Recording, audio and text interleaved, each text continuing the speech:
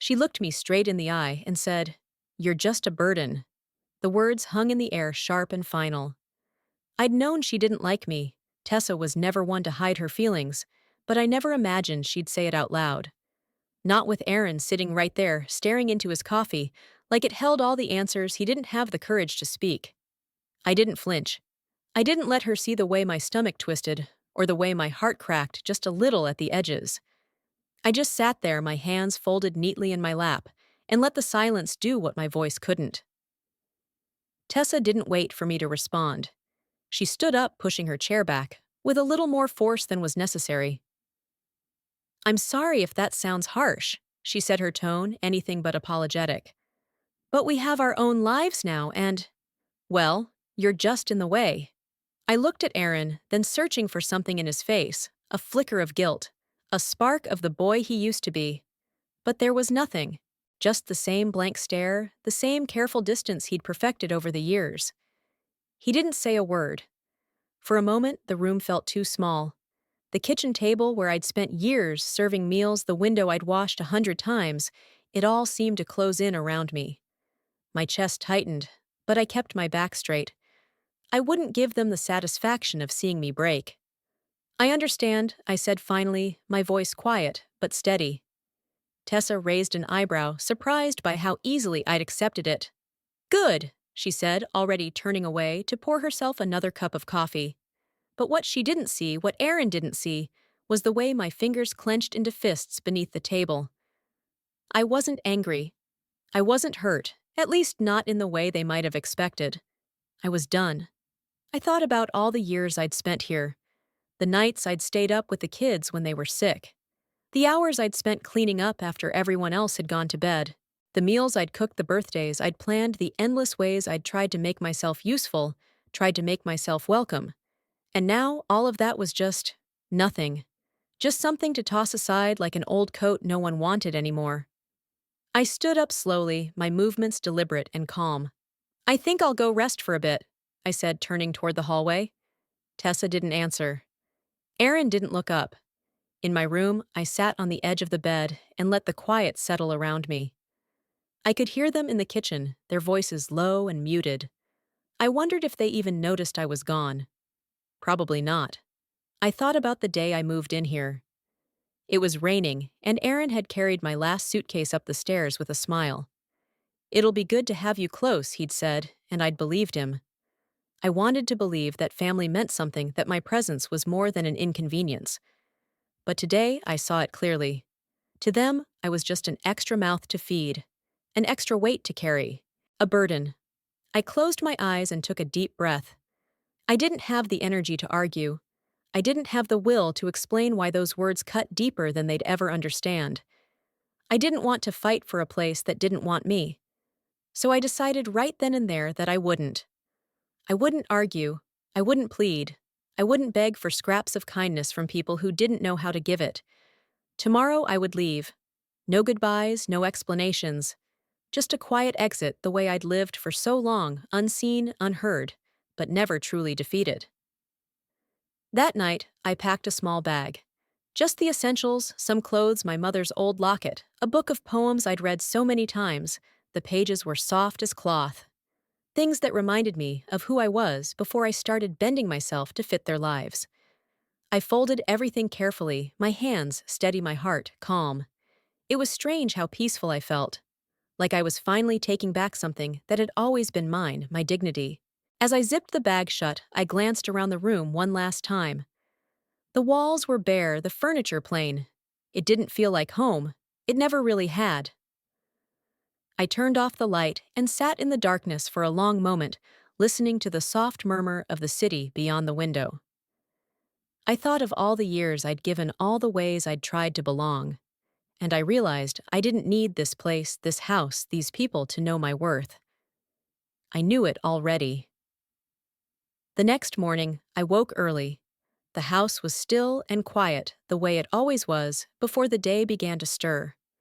I lay there for a moment, staring at the ceiling, listening to the faint hum of the refrigerator in the kitchen.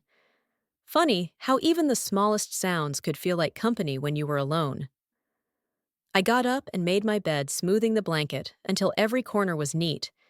It was a small act, but it felt important, like I was reclaiming a little bit of control over the day ahead. In the kitchen, I found the coffee already brewed. Tessa was always up early, bustling around in that clipped, efficient way of hers.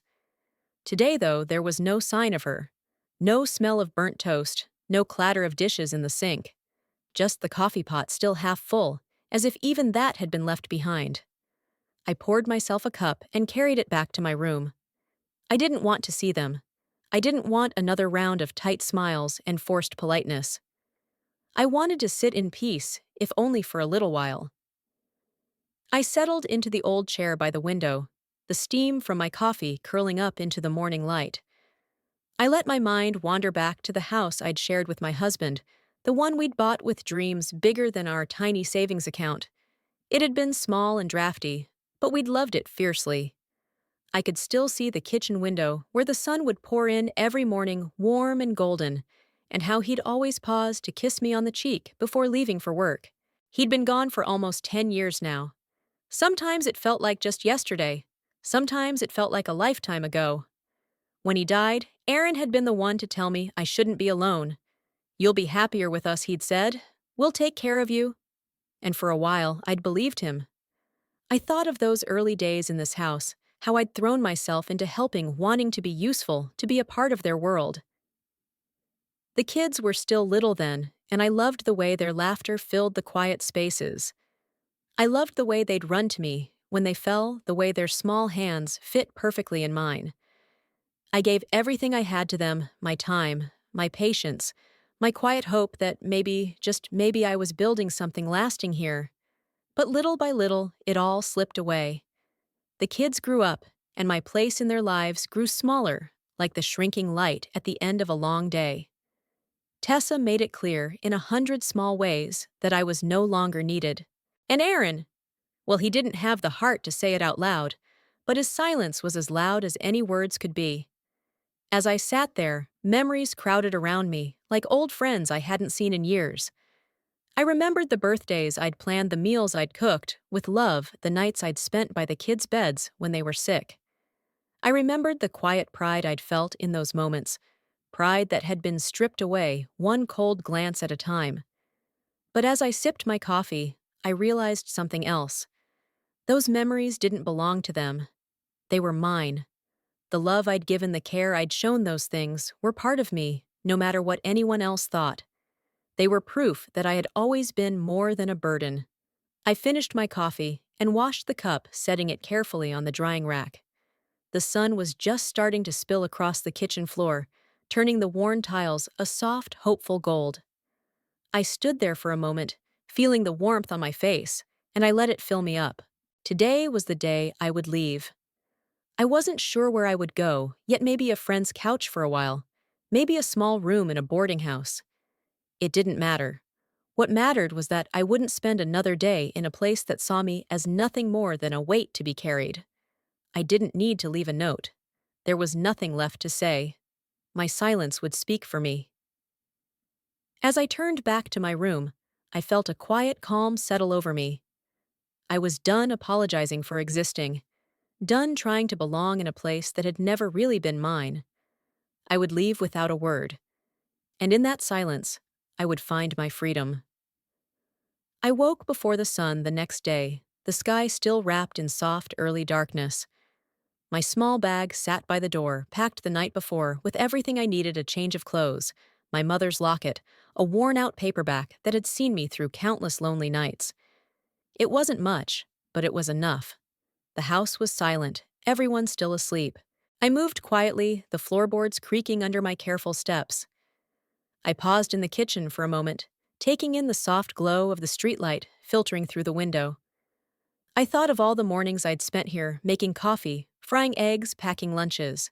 So many small acts of love offered up like prayers no one ever noticed. I didn't leave a note. I didn't think it would matter. Words hadn't mattered in a long time. As I slipped on my coat, I looked back at the hallway one last time. The pictures on the walls, family portraits, kids' artwork, vacation snapshots, felt like a story I'd never really been part of. I had loved them all in my quiet way.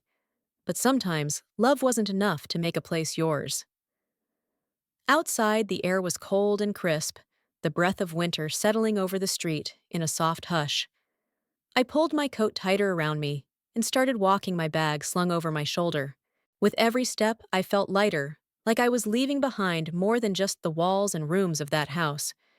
I was leaving behind the weight of not being seen. The bus stop was 3 blocks away. The city was just starting to wake up, headlights glinting off wet pavement, the distant rumble of an early train. I found a bench and sat down, my breath puffing out in white clouds. For the first time in years, I didn't have to be anywhere. I didn't have to smile if I didn't feel like it, didn't have to fill the silence with chatter or busy hands. I just had to sit and wait and trust that I was doing the right thing. As I waited, I thought of my husband, how he'd always believed in moving forward, no matter how small the steps. One foot in front of the other, he used to say, his hand warm on mine. That's all you can do, and it's enough. I missed him in that moment more than I had in years. But I felt him there too, in the quiet strength that steadied my shoulders, in the small, stubborn hope that this would all work out somehow. When the bus finally came, I stepped on board and dropped my fare into the slot. The driver gave me a nod, and I found a seat near the back, hugging my bag to my chest. The bus smelled of stale coffee and damp wool, but I didn't mind. It was freedom. It was mine. As the city rolled by outside the window, I let my mind wander. I thought of the garden I used to keep, the smell of earth on my hands, the sun on my back. I thought of the songs I used to sing when I was alone, the way the notes would fill the empty spaces and make them feel whole. And I thought of the woman I was becoming, someone who didn't ask permission to take up space, someone who didn't need to be told she was enough. The bus took me to a small diner at the edge of town, a place that smelled of pancakes and fresh coffee. I sat at the counter and ordered a cup, wrapping my hands around the warm mug and watching the steam rise. The waitress smiled at me, and I smiled back, grateful for her kindness. It felt like the first real smile I'd shared in a long time. I didn't know exactly what would come next. I didn't have a plan or a roadmap or a promise of what tomorrow would look like. But I had this moment, this quiet dawn of possibility. And for now, that was enough. As I watched the sun creep over the rooftops, I felt a calm settle deep in my bones. I had left without a word, but the silence was mine to claim. In it, I found a kind of peace I hadn't known in years, a quiet assurance that I was stronger than they'd ever believed. I sipped my coffee slowly, savoring the warmth. I was alone, yes, but I was also free. And in that freedom, I felt something like hope begin to bloom. The first few days after I left felt like a dream. Everything was softer, quieter, like the world itself was holding its breath. I found a small room in a boarding house run by a kind woman named Mrs. Patel. She had eyes that saw everything and a voice that held no judgment. "You just need a place to start over," she said as she handed me the keys. "We all do sometimes." The room was small but warm, with a window that looked out over the street below. At night, I could hear the low hum of the city, the distant wail of a siren, the soft murmur of voices drifting through the open window. It was comforting in a strange way. I wasn't invisible anymore. I was part of the world, even if just a small corner of it. I spent my days wandering the neighborhood, letting my feet take me where they would. There was a park a few blocks away with benches that faced a small pond. I liked to sit there in the afternoons, watching the ducks glide across the water. They seemed so sure of themselves, moving with a quiet grace I envied. I found small ways to fill my time. A help wanted sign in a little bakery caught my eye, and I went in to ask. The woman behind the counter smiled and told me they needed someone to help in the mornings, washing dishes, wiping down tables, brewing endless pots of coffee. "I can do that," I said simply. And so I did. It was hard work, but it felt good. My hands moved with purpose again, and the warmth of the oven and the laughter of customers made the hours pass in a pleasant blur. No one there saw me as a burden. I was just another pair of hands, another smile behind the counter. And that was enough. At night, I would sit by my window with a cup of tea and let the memories wash over me. Not the sharp, painful ones, those were fading bit by bit. No, I thought of the days when I'd felt most alive. The smell of fresh bread in my old kitchen. The sound of my husband's laughter, rich and warm like a favorite song. The way the children's laughter had once filled every room. I let those memories warm me, but I didn't let them trap me. They were part of me, but they didn't define me. Not anymore. One evening, Mrs. Patel knocked gently on my door. She held out a small package wrapped in brown paper. "For you," she said with a smile. "Just a little something to welcome you." Inside was a small potted plant, a green sprig of hope in a simple clay pot. I set it on the windowsill where it caught the soft glow of the streetlights at night. It felt like a promise that even in the smallest spaces, something could grow. I didn't tell Aaron or Tessa where I'd gone. I didn't think they'd notice, at least not right away. But that didn't matter. I wasn't waiting for their apology or their understanding. I was done giving them that power over me. One afternoon, as I walked home from the bakery, I passed a mirror in a shop window. I stopped and looked at myself, really looked. My face was older, yes, lined with years and quiet sacrifices, but my eyes were clear, my shoulders were straight, and for the first time in a long time, I saw not the burden they'd tried to make me believe I was, but the woman I'd always been. Strong, steady, worthy. I paused there, studying my reflection, and felt a quiet pride fill my chest. I hadn't just left that house behind. I'd left behind the doubt, the guilt, the endless need to prove myself. In its place, I'd found something small but unshakable, the simple truth that I was enough just as I was. As the sun set behind me, I turned away from the window and kept walking. Each step was a promise to myself that I would keep moving forward no matter how small the steps. Because this life, this quiet, hopeful life, was mine to build. And I would build it one breath, one day, one gentle act of reclaiming at a time. As the weeks passed, my small routines became the threads that wove my days together. Each morning, I rose early, the soft gray light of dawn slipping through the curtains. I made a cup of tea and sat by the window with the little plant Mrs. Patel had given me, watching its leaves turn toward the sun. At the bakery, my hands found their rhythm scrubbing dishes, wiping counters, learning how to steam milk just right for a perfect cappuccino. The owner, Marta, was patient and kind, her laughter bright and warm as fresh bread. "You're a natural," she told me once. "I don't know what we did without you." The words made my heart flutter in my chest. It had been so long since I'd felt needed, but not in a way that drained me. Here, I wasn't someone's burden. I was part of a team, part of something that hummed with life and purpose. On my lunch breaks, I'd sit out back with Marta and the other workers.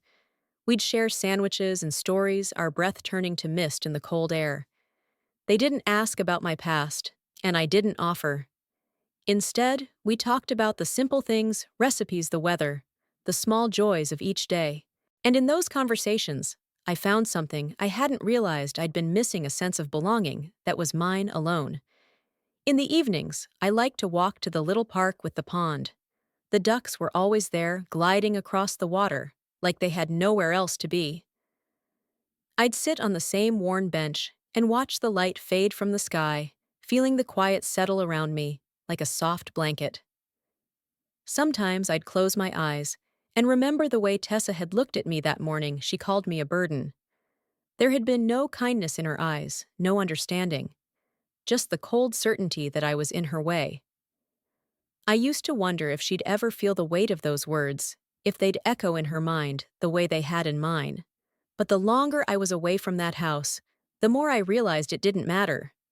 What mattered was that I'd stopped believing her.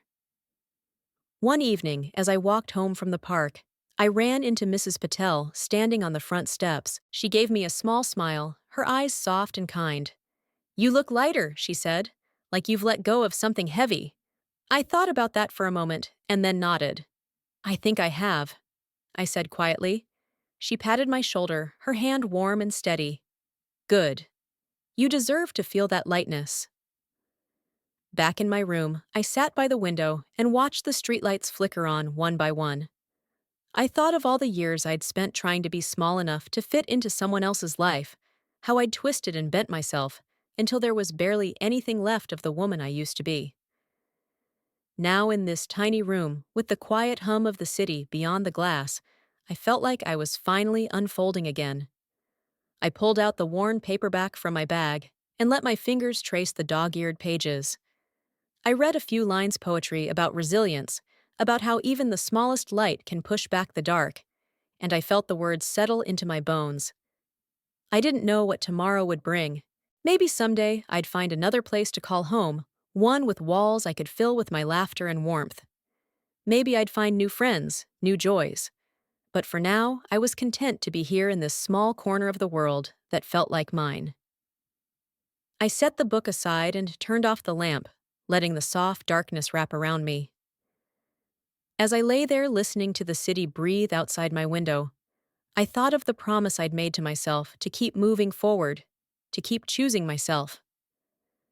And in that quiet, I felt a strength I'd almost forgotten, steady, patient, and unbreakable. Spring came slowly that year, soft and hesitant. The trees lining the park path began to bud, and small flowers pushed their way through the cold earth, defiant in their quiet beauty. I walked there every morning, breathing in the damp, sweet air, letting each step remind me that I was still here, still alive, still moving forward. At the bakery, I'd learned the names of the regulars and their usual orders. Mrs. Carter's black coffee with 2 sugars, Mr. Jensen's love of cinnamon buns fresh from the oven. Each interaction was another thread tying me to this new life I'd built for myself. No one saw me as a burden here. I was part of the rhythm, part of the warmth. Marta noticed too. One afternoon, as we stood by the counter after the lunch rush, she turned to me with a smile. "You have a light in your eyes these days," she said. "Like you're not carrying as much anymore." I paused, feeling that truth settle in my chest. "I think I finally understand what it means to carry only what's mine," I said softly. She nodded. "That's more than most people figure out in a lifetime." Later that night, in the quiet of my room, I thought of those words.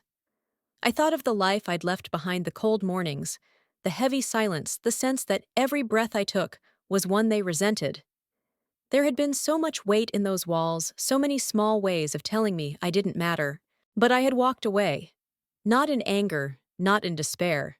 Just in the clear, simple knowledge that I deserved more than that. I had left without a word, but in that silence, I'd found a power that was mine alone. I didn't know if Aaron or Tessa would ever understand why I left. Maybe someday they would wonder, or maybe they wouldn't.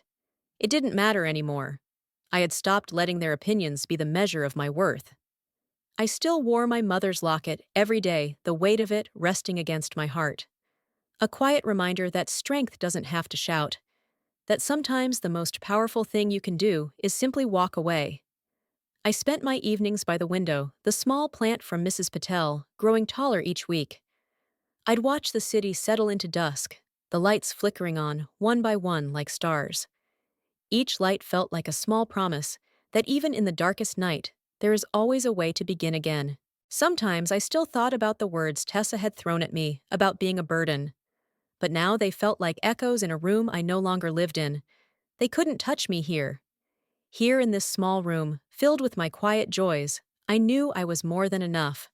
I took a sip of tea, letting the warmth fill me up. My life was simple now: early mornings, kind faces, long walks that reminded me of the beauty in small things. But it was mine. Every choice, every breath, every quiet moment of peace, I had earned them. I didn't need anyone else to see my worth. I had seen it for myself. If you've ever been told you're too much or not enough, remember this: your worth isn't decided by anyone else's judgment. Share this story with someone who needs to hear it, and let them know leaving behind what weighs you down isn't weakness. It's the quiet power of choosing yourself.